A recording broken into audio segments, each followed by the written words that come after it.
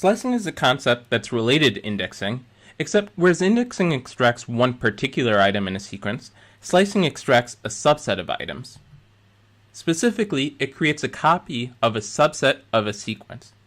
For example, we could write this expression in order to get the first three items in the list LST. We could write this expression to get items from index 5 forward in LST. And we could write this expression to get a complete copy of LST. Slicing has a similar syntax to indexing, except that when we slice, we specify a start and an end index.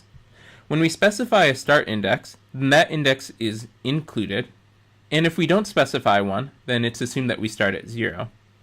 When we specify an end index, then that index is excluded, and if we don't specify one, then we go to the end of the sequence.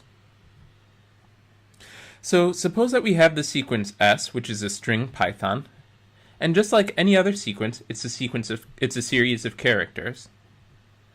You can think of the indices that we slice along as being on the leading edge of every index, including negative indices. Now, to figure out what S sub 1 to 3 is, then we can draw a line at the 1 and a line at the 3, and find that S sub 1 to 3 is YT. To figure out what S sub 2 to 6 is, we draw a line at the 2 and a line at the 6, and we find that this is THON.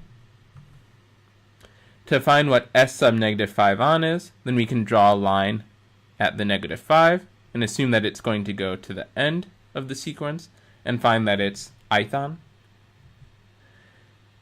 And to get what S sub 0 or empty to 3 is, then we draw a line at this 3 and it's going to be everything before it, so we get PYT. So slicing creates a copy of a subset of items in a sequence. We have a few examples of slicing. So this is the first three items. This is everything after index 5 included, and this is a complete copy of the list.